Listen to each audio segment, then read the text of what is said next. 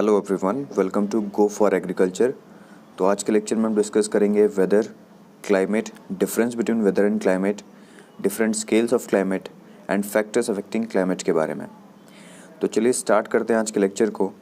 लेकिन आगे बढ़ने से पहले मैं एक क्वेश्चन पूछना चाहता हूँ। क्या आपको पता है कि जो सीज़न हमारे कंट्री में या फिर डिफरेंट जो कंट्रीज़ हैं उनमें डिफरेंट जो सीजन्स होते हैं उनका रीज़न क्या है? मतलब जो सीजन्स चेंज करते हैं, डिफरेंट सीजन्स होते हैं, उनका रीज़न क्या है? First, the rotation of earth. Second, the earth's revolution around the sun. Third, the earth's axis is inclined by 66.5 degree. And last, combined effect of both option B and C, यानी option second और third दोनों। तो इसका answer आप comment section में बता सकते हैं। तो चलिए स्टार्ट करते हैं आज के लेक्चर को। तो जो सबसे पहला जो हमारा टॉपिक जो कवर होगा इस लेक्चर में वो है वेदर। फिर हम क्लाइमेट के बारे में पढ़ेंगे। फिर इन दोनों टर्म्स में हम डिफरेंस देखेंगे, वेदर और क्लाइमेट क्या होता है। फिर पढ़ेंगे फैक्टर्स अफेक्टिंग क्लाइमेट और लास्ट पढ़ेंगे डिफरेंट स्केल्स ऑफ क्लाइमेट। तो हम स्टार्ट करते हैं अपने पहले टॉपिक के साथ। जो पहला टॉपिक है वो है वेदर। तो वेदर स्टार्ट करने से पहले एक चीज़ आप देख लो, ये इंडिया का मैप है और ये जो डिफरेंट रीजन्स मैंने यहाँ पे मार्क करे हैं ना, light green, red region, yellow region, dark yellow region, ठीक है, ये डिफरेंट रीजन्स रिप्रेजेंट कर रहे हैं इंडिया के डिफरेंट रीजन्स को, ठीक है, वेदर वाइज।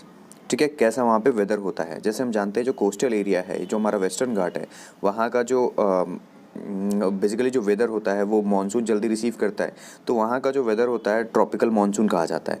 ठीक है, उसी तरीके से अगर हम ऊपर यहाँ पे बात करें तो यहाँ पे एल्टीट्यूड क्या है, हाई है, तो यहाँ ये रीजन जो है ट्रॉपिकल और सब ट्रॉपिकल रीजन है, लेकिन यहाँ पे जो वेदर कंडीशन होता है वो टेम्परेट की तरह होता है। ठीक है, तो ये मैप से बस आपको ये ओवरऑल बस आपको ये याद रखना है, या अगर आप मैप को अगर आप दिमाग में बैठा सकते हो तब इतना कर लो कि इसमें से आपका कौन सा स्टेट में आप आंसर कर पाओ कि किस टाइप का वेदर अप्रॉक्स आप बता सकते हो। ठीक है, तो चलिए स्टार्ट करते हैं पहले टॉपिक वेदर को। तो वेदर को हिंदी में हम कहते हैं मौसम। ठीक है, अब हम किसी से जनरल टर्म में कैसे पूछते हैं, हाँ भैया आज का मौसम कैसा है वहाँ पे। ठीक है, हम कभी ये नहीं कहते हैं कि वहाँ का जलवायु कैसा है, वहाँ का क्लाइमेट कैसा है। अगर कुछ लोग अगर कहते भी हैं क्लाइमेट तो वो गलत है। जनरल हम रोज़ या फिर इन जनरल जो हम टर्म्स में बात करते हैं वेदर, ठीक है, उसका ही मतलब होता है मौसम। ठीक है, तो वेदर को अगर डेफिनेशन से बात करें क्या होता है, इट इज़ अ स्टेट और condition of atmosphere at a given place eight a given instant of time. यानी कहने का मतलब है वेदर जो है एक स्टेट है, कंडीशन एटमॉस्फेयर का किसी एक जगह पे और किसी एक समय पे। मतलब ये जगह से जगह चेंज करेगा और टाइम टू टाइम भी ये चेंज करेगा। आज मैं जहाँ पे हूँ, ठीक है, तो आज का जो वेदर है ज़रूरी नहीं है कल का भी वेदर आज के जैसा ही हो। ठीक है, अब वेदर के पैरामीटर्स क्या क्या हैं। मैं अगर वेदर बोल रहा हूँ तो मैं किस चीज़ के बारे में बात कर रहा हूँ, यहाँ के टेम्परेचर के बारे में बात कर रहा हूँ, यहाँ का प्रेशर कैसा है, रेनफॉल के बारे में बात कर रहा हूँ, विंड वेलोसिटी, ह्यूमिडिटी। तो ये सारे कंडीशंस को मैं इन जनरल सबको अलग अलग ना पूछ के मैं जनरल क्या पूछ रहा हूँ, यहाँ का वेदर कैसा है। तो अगर वेदर मैं कहता हूँ कि हाँ ठीक है थोड़ा सा गर्मी यहाँ ज़्यादा है, तो खुद ऑब्वियस है कि ये चीज़ें हम समझ जाते हैं कि टेम्परेचर थोड़ा सा क्या होगा, ज़्यादा होगा। ठीक है, विंड वेलोसिटी क्या होगी, कम होगी, रेनफॉल क्या होगी, कम होगी। तो हम जनरल जो डिस्कस करते हैं ना वेदर, उसका मतलब होता है मौसम। आई होप ये चीज़ें क्लियर होंगी। ठीक है, तो हम कह सकते हैं कि वेदर क्या है, it is defined as the state और condition of atmosphere at a given place at an given instant of time. ठीक है, तो हमेशा याद रखना है कि वेदर को हम एट ए पार्टिकुलर प्लेस और पार्टिकुलर टाइम पे ही डिफाइन करते हैं। ठीक है, वेदर में इंपॉर्टेंट बात क्या है, स्टार पॉइंट ये है कि ये जो वेदर है सिर्फ स्मॉल एरिया को कवर करता है और शॉर्ट ड्यूरेशन को कवर करता है। स्मॉल एरिया कितना छोटा हो सकता है, एक छोटा सा एरिया जो होगा एक विलेज हो सकता है या फिर एक छोटा सा एरिया लोकेलिटी हो सकता है। ठीक है, स्मॉल ड्यूरेशन क्या, आवर टू आवर भी हो सकता है। मतलब एक आवर में अगर हम वहाँ का वेदर कंडीशन या फिर वहाँ का कैसा टेम्परेचर है, प्रेशर, विंड वेलोसिटी वगैरह अगर हम ह्यूमिडिटी चेक कर रहे हैं तो वो एक एक घंटे पे भी निकाल सकते हैं। ठीक है, तो आज जो भी हमारे पास इलेक्ट्रॉनिक डिवाइसेस हैं जैसे स्मार्टफोन्स हो गए या फिर डिफरेंट जो वेदर और टेम्परेचर वगैरह नापने के लिए जो इंस्ट्रूमेंट्स होते हैं, ठीक है, हम जहाँ पे अपना रेगुलर जो अपना लोकेलिटी का हम चेक करते हैं कि कंडीशन आज का टेम्परेचर वगैरह कैसा है, तो हमें बेसिकली क्या बताता है, वेदर बताता है। आप यहाँ पे इसको देखो, ये मैंने स्क्रीनशॉट लिया अपने फ़ोन से। तो जैसे मैंने अपने होम टाउन जमशेदपुर का ये चेक किया है कि यहाँ का वेदर कैसा है, तो आप देख सकते हो यहाँ पे टेम्परेचर सबसे पहले इसने मार्क किया हुआ है, फिर टेम्परेचर के बाद प्रेसिपिटेशन बता रहा है, ह्यूमिडिटी बता रहा है, विंड स्पीड बता रहा है। ठीक है, और यहाँ पे देखो डे वाइज भी इन्होंने बता रखा है कि कैसे फ्लक्चुएशन हो रहा है टेम्परेचर में और लाइट में। ठीक है, हीट के बारे में बेसिकली बताया जा रहा है। तो ये सारा जो चीज़ हम जो यहाँ देख रहे हैं वो बेसिकली किसके बारे में है, वेदर के बारे में है। अब वेदर के एलिमेंट्स कौन कौन से होते हैं, तो चलिए स्टार्ट करेंगे। हम कुछ कुछ इसके एलिमेंट्स के बारे में पढ़ेंगे और थोड़ा थोड़ा इनके बारे में डिटेल पढ़ेंगे। फर्स्ट वेदर एलिमेंट है वो है सोलर रेडिएशन। ठीक है, सोलर रेडिएशन क्या है, लाइट इंटेंसिटी के बारे में बात कर रहे हैं। ठीक है, तो पहला तो ये वेदर एलिमेंट हो गया कि हमारे लाइट इंटेंसिटी कैसी है, और light intensity directly proportional to होता है टेम्परेचर। तो हमारा जो सेकंड एलिमेंट है वो है टेम्परेचर। अगर सोलर रेडिएशन ज़्यादा है तो टेम्परेचर उस रीजन में क्या होगा, ज़्यादा होगा। थर्ड आता है प्रेशर। ठीक है, इससे पहले टेम्परेचर का जो हम यूनिट बेसिकली देखते हैं, जिसमें हमारा टेम्परेचर को रिप्रेजेंट किया जाता है एटमॉस्फेरिक टेम्परेचर को, या तो फ़ारेनहाइट होगा या तो सेल्सियस होगा। ठीक है, जो हमारा थर्ड पैरामीटर है वो है प्रेशर। बेसिकली जो एटमॉस्फेरिक प्रेशर होता है उसको मानते हैं 1 ATM प्रेशर के बराबर। ठीक है, फोर्थ जो वेदर एलिमेंट है वो है विंड वेलोसिटी। फिफ्थ जो है ह्यूमिडिटी, और सिक्स जो है वो है इवेपो ट्रांसपीरेशन कह सकते हैं, या फिर इवेपोरेशन रेट। ठीक है, वेजिटेशन अगर वहाँ पे प्लांट का ज़्यादा होगा तो वहाँ पे वो ट्रांसपीरेशन को भी काउंट करेंगे। तो ये हमारे हो गए वेदर एलिमेंट्स। वेदर एलिमेंट्स मतलब इन सब चीज़ को मिलके हम एक वेदर कहते हैं, मतलब इन सब के बारे में हम स्टडी करते हैं वेदर के अंदर में। ठीक है, अब फॉर एग्जांपल अगर मैं बात करूँ वेदर कंडीशंस का एग्जांपल क्या क्या होगा।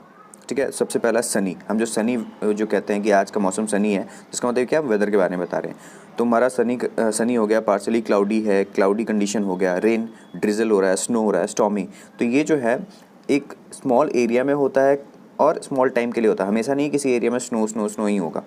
ठीक है, ऐसा हो सकता है, लेकिन वो जो हम पढ़ते हैं वो लॉन्ग टर्म पे अगर यही वेदर चला गया तो फिर क्लाइमेट में आएगा। मतलब इसके बारे में डिस्कस करेंगे। जनरल मैं जब बात करूं कि ऐसा नहीं कि आज यहाँ का जो कंडीशन है अगर सनी है तो कल सनी होगा। ठीक है, ऐसा नहीं पॉसिबल है। इसलिए वेदर जो होता है शॉर्ट पीरियड ऑफ टाइम और शॉर्ट एरिया में ही कंस्ट्रक्टेड होता है। ठीक है, अब जो हमारा नेक्स्ट टॉपिक है वो है क्लाइमेट। क्लाइमेट को हिंदी में कहते हैं जलवायु। ठीक है, तो आप लोगों ने बहुत सुना भी होगा कि क्लाइमेट चेंज को हम हिंदी में क्या कहते हैं, जलवायु परिवर्तन। तो क्लाइमेट और वेदर तो क्या हो गया, मौसम, और क्लाइमेट मतलब क्या हो गया, जलवायु। तो जलवायु का डेफिनेशन क्या होता है, summation of weather conditions over a given region for a very long period. ठीक है, मतलब कि क्लाइमेट कुछ नहीं है, वेदर अगर लंबे समय तक किसी रीजन में कांस्टेंट रहता है, उसी तरीके का रहता है, बहुत लेस फ्लक्चुएट करता है, लंबे समय तक वही वेदर कंडीशन रह गया, या फिर उस रीजन का वेदर कंडीशन को हम लंबे समय तक रीड करेंगे तो वो वहाँ के क्लाइमेट के बारे में बताएगा कि हाँ वहाँ का क्लाइमेट कैसा है। ठीक है, अब लॉन्ग पीरियड क्या हो सकता है, या तो ये सीजन वाइज भी हम कह सकते हैं कि एक सीजन का ड्यूरेशन जो हुआ उसको भी हम कह सकते हैं कि एक लॉन्ग पीरियड। दूसरा ईयर्स भी होता है और कभी कभी डिकेड भी होता है। ठीक है, जैसे मैंने बोला जलवायु परिवर्तन यानी क्लाइमेट चेंज। तो अगर इंडिया का क्लाइमेटिक कंडीशन अगर हम बात करें तो नवंबर टू मार्च क्या होता है, यहाँ पे क्या पड़ता है, ठंड पड़ती है। ठीक है, अप्रैल टू जुलाई अगर हम बात करें तो क्या होता है, समर होता है। और अगस्त टू अक्टूबर क्या होता है, रेनी सीजन होता है, या फिर कह सकते हैं कि हमारा स्प्रिंग सीजन आ जाता है। तो ये जो हम हर साल अगर इंडिया में देखें तो इस ड्यूरेशन में यही चीज़ें होती है, मतलब कोल्ड। ठीक है, फिर उसके बाद जो हमारा ऑटम सीजन, फिर समर, फिर उसके बाद रेनी सीजन यानी हमारा स्प्रिंग सीजन आता है। तो ये हम देख रहे हैं कि हम पहले से प्रेडिक्शन कर पा रहे हैं कि आगे का जो नवंबर से मार्च का ड्यूरेशन होगा वो ठंडे आने वाली है, अप्रैल से जुलाई में क्या होने वाला है, गर्मी पड़ने वाली है। तो ये जो क्लाइमेट है इसको हम प्रेडिक्ट कर पाते हैं पहले, क्योंकि हमने लास्ट ईयर टू ईयर ये चीज़ें देखा है कि यहाँ का वेदर कंडीशन इस ड्यूरेशन में क्या होता है, ऐसा होता है। तो वही बात है कि क्लाइमेट अगर किसी एरिया का हमें पता कर रहा है तो वहाँ के हमको वेदर कंडीशंस को सम करना पड़ेगा फॉर लॉन्ग ड्यूरेशन, तब वहाँ के क्लाइमेट के बारे में बता सकते हैं। ठीक है, अब एरिया जो है मैंने बताया कि लॉन्ग पीरियड ऑफ टाइम के लिए तो हो गया सीजन, ईयर और डिकेड। तो इंडिया या फिर जनरल जो डिफाइन होता है कि हम कितने लंबे समय तक हम किसी एरिया को रीड करते हैं या फिर स्टडी करते हैं और फिर वहाँ के क्लाइमेटिक कंडीशन को बताते हैं, तो जनरल जो नॉर्मल होता है वो 30 ईयर्स। हम 30 ईयर्स तक देखते हैं कि उस रीजन में इस टाइम पे या फिर इतने टाइम ड्यूरेशन में कैसा क्लाइमेट रहा है। ठीक है, तो वो उस रीजन का क्या हो जाता है, वेदर कंडीशन जो अगर कांस्टेंट रहता है उस तरीके का तो उसको क्लाइमेट कहते हैं। ठीक है, अब एरिया में क्या, एरिया में जोन्स हो सकता है। जैसे हम जानते हैं डिफरेंट क्रॉप्स के लिए इंडिया में क्या है, एग्रो क्लाइमेटिक जोन्स है। ठीक है, या फिर स्टेट वाइज भी क्लाइमेट हम पढ़ते हैं, कंट्री वाइज भी पढ़ते हैं। ठीक है, कि हाँ वो कंट्री जो है बहुत टेम्परेट रीजन में पड़ता है तो वहाँ पे कोल्ड क्लाइमेट होगा, हम ऐसे कहते हैं ना। तो ये सारी चीज़ें हो गई क्लाइमेट के अंदर। ठीक है, आई होप ये चीज़ें क्लियर हो गई होंगी। अब जो हमारा नेक्स्ट टॉपिक है वो है वेदर और क्लाइमेट के बीच में डिफरेंस। यहाँ पे आप इमेज देख रहे हो तो यहाँ पे जो है इसको रीड किया गया है कि ये वाला जो रीजन है, इस रीजन को हम क्या कहते हैं, पोलर रीजन कहते हैं। ये वाला जो रीजन है इसको हम क्या कहते हैं, टेम्परेट रीजन कहते हैं। और ये वाला जो रीजन है उसको हम लोग क्या कहते हैं, सब ट्रॉपिकल रीजन कहते हैं। और जो सेंटर में लाइन जाता है, जो इक्वेटर जिसे हम कहते हैं यहाँ पे, जहाँ पूरा रेड रेड ये रीजन दिख रहा है, ठीक है, इसको हम लोग कहते हैं ट्रॉपिकल रीजन, ठीक है। यहाँ पे वेजिटेशन जो होता है बहुत हाई होता है। अब आता है हमारा difference between weather and climate. तो मैं एक एक पॉइंट पढ़ूंगा, वेदर का पहले, फिर क्लाइमेट का। तो वेदर क्या होता है, ये टिपिकल फिजिकल कंडीशन को हम कहते हैं, ठीक है। क्लाइमेट किसको बोलते हैं, जनरलाइज कंडीशन ऑफ एटमॉस्फेयर। मतलब अगर टिपिकल, ये देखो फिल इन द ब्लैंक्स में ऐसे या फिर एमसीक्यूज में पूछा जा सकता है, typical physical condition of atmosphere को हम क्या कहते हैं, वेदर कहते हैं। और जनरलाइज कंडीशन ऑफ एटमॉस्फेयर को क्या कहते हैं, क्लाइमेट कहते हैं, ठीक है। वेदर को हम कभी प्रेडिक्ट नहीं कर सकते कि आज ऐसा मौसम है तो कल ऐसा ही होगा, लेकिन हम क्लाइमेट को प्रेडिक्ट कर सकते हैं कि उस ड्यूरेशन टाइम में क्या होगा, ऐसा क्लाइमेट होगा, क्योंकि हमने बहुत टाइम्स उसको रीड किया हुआ है उस कंडीशन को, तो हम पहले से प्रेडिक्ट कर पाते हैं। अब जो हमारा नेक्स्ट पॉइंट है वो है कि वेदर में हम देखते हैं कि ये जो वेदर होता है प्लेस टू प्लेस चेंज करता है, इवन इन लोकेलिटीज़ में भी चेंज करता है। अगर हम, आपने कभी देखा भी होगा कि आप जिस लोकेलिटी में रहते हो तो किसी एरिया में वहाँ पे बारिश होती है और किसी एरिया में बारिश नहीं होती है, ठीक है। तो ये जो वेदर है वो इवन प्लेस टू प्लेस और इवन लोकेलिटीज़ में भी चेंज करता है, लेकिन climate over a large region same होता है। अगर मैं बोलूँ कि जमशेदपुर में आज का वेदर ऐसा है, तो आज का क्लाइमेट ऐसा है, तो इवन जमशेदपुर का आसपास का एरिया भी जो होगा ना, उधर भी क्लाइमेट वैसा ही होगा। ऐसा नहीं है कि यहाँ पे कम्प्लीटली ठंड पड़ रही है तो अगल बगल वाले जो जमशेदपुर के आसपास वाले जो डिस्ट्रिक्ट हैं वहाँ पे क्या होगा कि ऐसा आगे बहुत ज़्यादा गर्मी पड़ रहा है, ऐसा नहीं पॉसिबल है, ठीक है। दूसरा, वेदर जो होता है वो एवरी मोमेंट भी चेंज कर सकता है। एवरी मोमेंट मतलब आवर टू आवर, इवन हम हाफ आवर में भी देखेंगे कि हमारा क्या होता है, वेदर चेंज करता है। लेकिन क्लाइमेट है लॉन्ग ड्यूरेशन या फिर लॉन्ग टाइम तक चेंज नहीं करता है। नेक्स्ट पॉइंट जो है वेदर में, कि वेदर से हमारा जो क्रॉप का यील्ड है वो इन्फ्लुएंस होता है, ठीक है। कभी भी हम वेदर के बेसिस पे नहीं सेलेक्ट करते कि हमें कौन सा क्रॉप लगाना है, ठीक है, वो हम क्लाइमेट के बेसिस पे करते हैं। और क्लाइमेट के ही बेसिस पे क्लासिफिकेशन है हमारा रबी क्रॉप का, खरीफ क्रॉप का और जो जैद क्रॉप वगैरह है। तो वेदर के बेसिस पे कभी भी हमारा क्लासिफिकेशन नहीं होता है क्रॉप का। तो वेदर के बेसिस पे क्या होता है, जो हमारा यील्ड है वो इन्फ्लुएंस होता है क्रॉप का, और क्लाइमेट की वजह से क्या होता है, हमारा क्रॉप सिलेक्शन जो होता है वो इन्फ्लुएंस होता है, ठीक है। वेदर का जो लास्ट पॉइंट है वो है कि इसमें हमें जो प्लानिंग करनी होती है वो होती है शॉर्ट टर्म प्लानिंग। आज का वेदर ऐसा है, कल अगर बारिश होने का हो गया, अगर बारिश से पहले हमें बता दिया है गवर्नमेंट ने कि कल बारिश होने वाली है, तो हमें शॉर्ट टर्म प्लानिंग करना पड़ेगा क्रॉप्स वगैरह के लिए, ठीक है। लेकिन अगर क्लाइमेट है तो हमें एग्रीकल्चर के लिए लॉन्ग टर्म प्लानिंग करना पड़ेगा, ठीक है। तो आई होप ये डिफरेंसेस क्लियर हैं सबको। अब जो हमारा नेक्स्ट टॉपिक है वो है फैक्टर्स अफेक्टिंग क्लाइमेट। तो यहाँ पे हम 7 फैक्टर्स पढ़ेंगे जिसके वजह से हमारा जो क्लाइमेट है वो अफेक्ट होता है। सबसे पहला है लैटीट्यूड। लैटीट्यूड का मतलब क्या हुआ कि डिस्टेंस फ्रॉम द इक्वेटर। जो सेंट्रल लाइन है अर्थ को जो 2 अपर हेमिस्फेयर और लोअर हेमिस्फेयर में डिवाइड करती है, उससे हम जैसे जैसे दूर जाते हैं तो हमारा लैटीट्यूड क्या होता है, बढ़ता चला जाता है, चाहे हम नदर्न साइड जाएँ या फिर साउदर्न साइड जाएँ, ठीक है। तो इसी बेसिस पे हमारा जो लैटीट्यूड के बेसिस पे हमारा जो अर्थ है उसको 4 पार्ट में डिवाइड किया गया है। ट्रॉपिकल जो इक्वेटर के सबसे नियर है, उससे थोड़ा दूर जाएंगे तो सब ट्रॉपिकल, उससे थोड़ा और दूर जाएंगे तो टेम्परेट, और उससे सबसे दूर चले जाएंगे इक्वेटर से सबसे दूर वाला पोजीशन जो होता है उसको हम कहते हैं पोलर रीजन, ठीक है। तुम ट्रॉपिकल से जब पोलर की तरफ बढ़ते हैं तो हमारा टेम्परेचर क्या हो जाता है, डिक्रीज, यानी कूलर क्लाइमेट होता चला जाता है। तो हम देख रहे हैं कि हमारा लैटीट्यूड की वजह से क्या हो रहा है, क्लाइमेट चेंज कर रहा है। दूसरा जो फैक्टर है वो है एल्टीट्यूड। एल्टीट्यूड का मतलब होता है elevation, elevation from sea level, ठीक है। फॉर एग्जांपल माउंटेन्स जो है ट्रॉपिकल रीजन में, ठीक है, फॉर एग्जांपल कि इंडिया के बहुत सारे रेंज है जहाँ पे माउंटेन्स हैं, अरावली हो गया, ठीक है।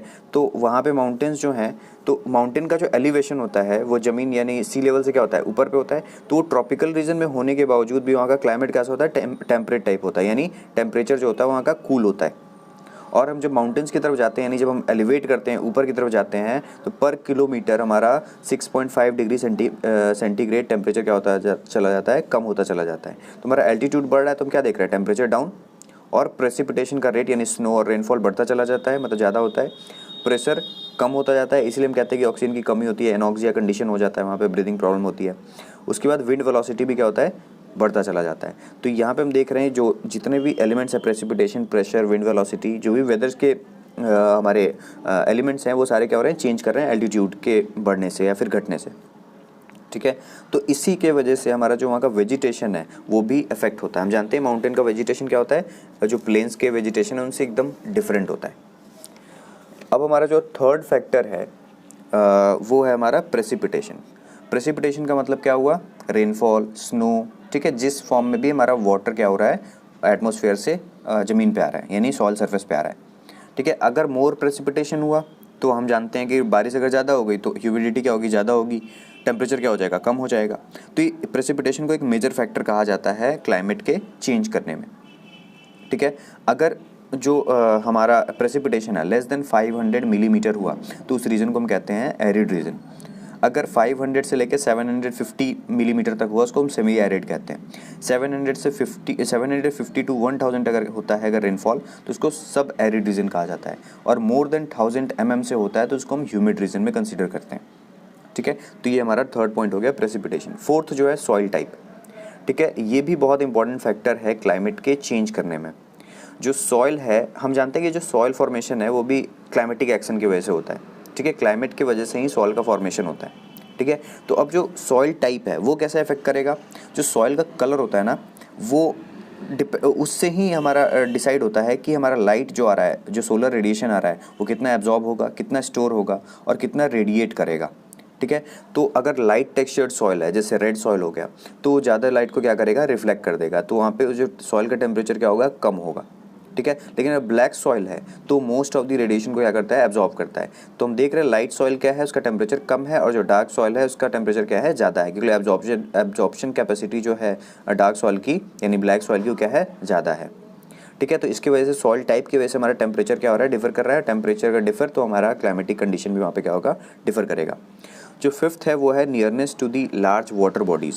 अगर हमारे रीजन में कोई लार्ज वाटर बॉडी है, जैसे हम देखते हैं समुद्र के किनारे वाला आइलैंड्स वगैरह हो गए या फिर कोस्टल एरियाज़ जो हो गए, वहाँ पे क्या होता है, जो एयर है वो लैंड की तरफ से सी लेवल की तरफ सी के ऊपर जो एयर है उनसे एक्सचेंज होता रहता है, यानी मतलब जो लैंड का एयर है वो सी की तरफ जाता है, सी का जो एयर है वो लैंड की तरफ आता है। उसकी वजह से वहाँ का जो लोकल क्लाइमेट है वो हमेशा एक्सट्रीम लेवल पे नहीं जाता है, ठीक है, मॉडरेट लेवल पे रहता है। तो वहाँ का जो क्लाइमेटिक कंडीशन है वो वाटर बॉडीज़ की वजह से क्या है, रेगुलेट किया जा रहा है। नेक्स्ट जो है टोपोग्राफी। टोपोग्राफी मतलब क्या होता है, एलिवेशन कह सकते हैं। तो एलिवेशन तो एल्टीट्यूड हो गया, लेकिन टोपोग्राफी कहने का मतलब हो गया सरफेस जो है वो जो लैंडस्केप है उसका सरफेस, कहीं पे स्टीप ज़्यादा होगा, कहीं पे स्टीपनेस कम होगी, ठीक है। तो उससे डिपेंड करेगा। अब जैसे स्टीपनेस जहाँ पे ज़्यादा है, तो जहाँ पे स्टीपनेस ज़्यादा है तो उसकी वजह से क्या होगा, एक्सपोजर ऑफ जो लाइट है और जो विंड है उस वहाँ के रीजन पे, वहाँ के लैंड पे, वहाँ पे क्या होगा, इफेक्ट होगा स्टीपनेस की वजह से। तो टोपोग्राफी जो है वो भी वहाँ के क्लाइमेट कंडीशन को इफेक्ट करता है। जो हमारा लास्ट है वो है वेजिटेशन। वेजिटेशन जो है वो भी इफेक्ट करता है वहाँ की क्लाइमेटिक कंडीशन को। जैसे फॉर एग्जांपल वेजिटेशन जहाँ पे थिक वेजिटेशन होगा, जैसे फॉरेस्ट एरिया हो गया, वहाँ पे ह्यूमिडिटी क्या होगा, ज़्यादा होगा, टेम्परेचर क्या होगा, ज़्यादा होगा, ठीक है। आप कंपेयर करो फॉरेस्ट एरिया को और ग्रासलैंड को या फिर प्लेन्स को, दोनों जगह वेजिटेशन कहाँ ज़्यादा होगा, फॉरेस्ट एरिया में। तो वहाँ का जो क्लाइमेटिक कंडीशन होता है और हमारे यहाँ का जो प्लेन का क्लाइमेटिक कंडीशन है, क्या दोनों सेम होता है, नहीं। तो क्लाइमेटिक कंडीशन जो है वेजिटेशन से भी इफेक्ट होता है, ठीक है। आई होप ये चीज़ें क्लियर हैं। अब जो हमारा नेक्स्ट टॉपिक है वो है scales of climate and their importance. Scales मतलब लेवल, ठीक है। अगर हमें कम एरिया के लिए क्लाइमेट अगर देखना है तो माइक्रो क्लाइमेट हम कहते हैं उसको। अगर हमें थोड़ा सा लार्जर एरिया को अगर कवर करना है तो वो मीज़ो क्लाइमेट कहलाता है। और जो मतलब ये क्लाइमेट का क्लासिफिकेशन है, बहुत छोटे लेवल पे जो क्लाइमेट होता है उसको माइक्रो क्लाइमेट कहेंगे, जो तो उससे थोड़े से बड़े लेवल पे होगा वो अभी मैं रेंज भी बताऊंगा, मीज़ो क्लाइमेट कहेंगे। और जो सबसे ज़्यादा बड़ा एरिया को कवर करता है उसको मैक्रो क्लाइमेट कहते हैं, ठीक है। मतलब स्केल्स मतलब क्या हो गया, लेवल। तो सबसे पहले जो माइक्रो क्लाइमेट है, आप यहाँ पढ़ो क्या लिखा, micro climate deals with the climatic features peculiar to small areas and with the physical process that takes place in the layer of air very near to the ground. इसका मतलब क्या हुआ, जो माइक्रो क्लाइमेट है वो सिर्फ उसी area को मतलब कवर करता है जो बहुत छोटा हो, और उस एयर को ये मतलब उस एयर के चेंज की वजह से ये होता है जो कि सॉइल लेयर के पास क्या हो, बहुत पास में हो, ठीक है। जो सॉइल लेयर के बहुत पास में हो जो एरिया, उससे ही ये अफेक्ट होता है। दूसरा पॉइंट जो है, soil ground conditions, character of vegetation cover, aspect of slopes and the state of the soil surface ठीक है, relief forms, all these may create special local conditions of the temperature, humidity, wind, radiation in the layer of air near to the ground which differ sharply from general climatic conditions. इसका मतलब ये है micro climate का main जो factor है जो micro climate को बनाता है वो ये नहीं है कि हमारा बाहर का और बड़ा लेवल पे क्लाइमेट कैसा है, वो वहाँ पे देखा जाता है कि जो just above the soil surface जो एयर है वहाँ का कंडीशन कैसा है, वहाँ पे माइक्रो फ्लोरा और माइक्रो फौना का जो क्लाइमेटिक कंडीशन है उसके ग्रोथ के लिए, उसी को हम कंसिडर करते हैं माइक्रो क्लाइमेट में। ठीक है, दूसरा है हमारा मीजो क्लाइमेट। मीजो क्लाइमेट क्या हो गया, the scale of meso climate falls between micro and macro climate. ठीक है, मैक्रो क्लाइमेट का भी हम देखेंगे, उनसे कम और माइक्रो से ज़्यादा अगर एरिया को कवर कर रहे हैं तो वहाँ के क्लाइमेट को हम बोलेंगे meso climate. It is concern with the study of climate over relatively smaller areas between 10 to 100 kilometre across. ठीक है, जो थर्ड होता है, जो सबसे बड़ा क्लाइमेट रीजन हम जो कवर करते हैं वो मैक्रो क्लाइमेट के अंदर आता है। Macro climate deals with the study of atmosphere over large area of the earth, mainly concern with change in the weather. ठीक है, जो मैक्रो क्लाइमेट है वो हमारा मेन वेदर पे, जो एटमॉस्फेरिक वेदर कंडीशन है उससे जो इफेक्ट होता है वो मैक्रो क्लाइमेट होता है। माइक्रो क्लाइमेट जो सॉइल लेयर के ऊपर जो एयर है उससे कंसर्न होता है। अब यहाँ पे हम देखेंगे इनके कुछ पॉइंट्स। जैसे मैक्रो क्लाइमेट है, उनके दो तरह के स्केल्स होते हैं, प्लानिटरी स्केल्स और साइनॉप्टिक स्केल। ठीक है, इन दोनों स्केल्स का आप नाम याद रख सकते हो, वैल्यूज़ याद करने की कोई ज़रूरत नहीं है। तो मैक्रो क्लाइमेट जो होता है बहुत लार्ज एरिया के लिए है, तो 2000 से 5000 और उससे ज़्यादा अगर हमारा डिस्टेंस है, एरिया है, तो उसके लिए हम यूज़ करेंगे प्लानिटरी स्केल का। ठीक है, और वर्टिकल स्केल कहने का मतलब है जो हाइट, कितने हाइट तक हम वेदर देख रहे हैं वो 10 किलोमीटर्स है। और टाइम स्केल 200 to 400 आवर्स। ठीक है, दूसरा है साइनॉप्टिक स्केल जिसमें 500 से 2000 किलोमीटर का रेंज हमारा होता है अर्थ पे, और हाइट 10 किलोमीटर का ही होता है, और जो टाइम स्केल है वो 100 आवर्स का होता है। फिर मीजो क्लाइमेट, जैसे मैंने यहाँ पे भी ऊपर में भी लिखा हुआ है, क्या लिखा है, 10 to लेके 100 किलोमीटर अक्रॉस जो एरिया होता है उसके लिए होता है हमारा मीजो क्लाइमेट। और माइक्रो क्लाइमेट जो होता है लेस देन 100 मीटर। ठीक है, और जो वर्टिकल सेक्शन भी हम लेते हैं 200 मीटर का लेते हैं, और वो हर 6 से 12 मिनट पे काउंट होता है। तो आई होप ये चीज़ें क्लियर हो गई होंगी। नेक्स्ट और जो लास्ट टॉपिक है इस लेक्चर का वो है टेम्परेचर बेस्ड क्लासिफिकेशन। ये आपने पहले ही पढ़ा होगा। जैसे हम अर्थ के सर्फेस पे पढ़ते हैं, हमारी इमेजिनरी कुछ लाइन्स हैं, जैसे ट्रॉपिक ऑफ कैंसर।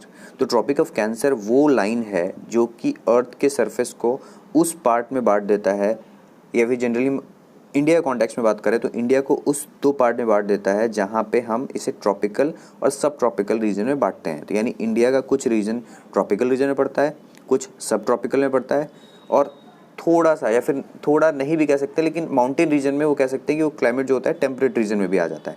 तो ट्रॉपिक ऑफ कैंसर वो लाइन है अर्थ पे जो पास करता है कंट्री से, divides it into 2 distinct climates. The tropical climate in the south, where all the 12 months of the year have mean daily temperature exceeding 20 degree centigrade.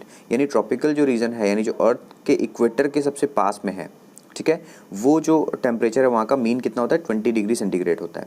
In the north where सब tropical, यानी ऊपर, यानी tropic of cancer अगर ये line है यहाँ पे, तो इसके ऊपर वाला नॉर्थ रीजन है, इसके नीचे वाला साउथ रीजन है। तो नीचे जो रीजन है वो ट्रॉपिकल रीजन है, ऊपर जो है सब ट्रॉपिकल है।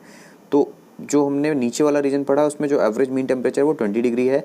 ऊपर अगर बात करें सब ट्रॉपिकल क्लाइमेट का, तो in subtropics during the winter months it is cool to cold. Frost occurs sometimes during the month of December and January.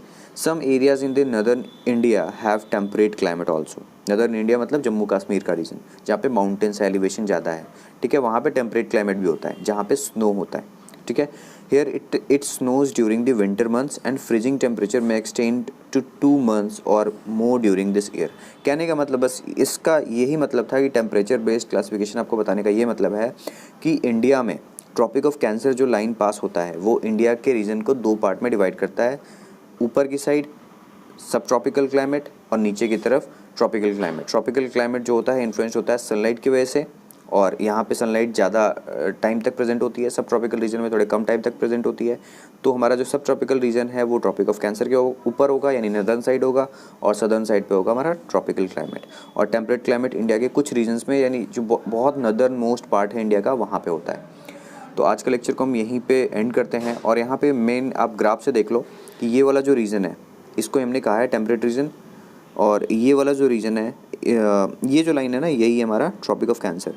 तो ये वाला जो रीजन है इसको हम कहते हैं हमारा सब ट्रॉपिकल रीजन, और ये जो हमारा है वो ट्रॉपिकल रीजन कहलाता है। तो इस लेक्चर को मैं यहीं पे एंड करता हूँ। Thanks for watching this video, till then stay tune. अगर आपको इस लेक्चर की पीडीएफ चाहिए या फिर पीपीटी चाहिए तो हमारे Telegram channel go for agriculture जाके डाउनलोड कर सकते हैं। आप हमारे इंस्टाग्राम चैनल को भी फॉलो कर लो। Subscribe to this go for agriculture channel for more videos. अगर आपको कुछ भी प्रॉब्लम है इस लेक्चर में तो आप कमेंट सेक्शन में या फिर हमारे इंस्टाग्राम चैनल पे आके इस क्वेश्चंस को, आप अपने क्वेश्चंस को या फिर अपने क्वेरीज को पूछ सकते हो। तो चलिए मिलते हैं नेक्स्ट लेक्चर में। Thank you.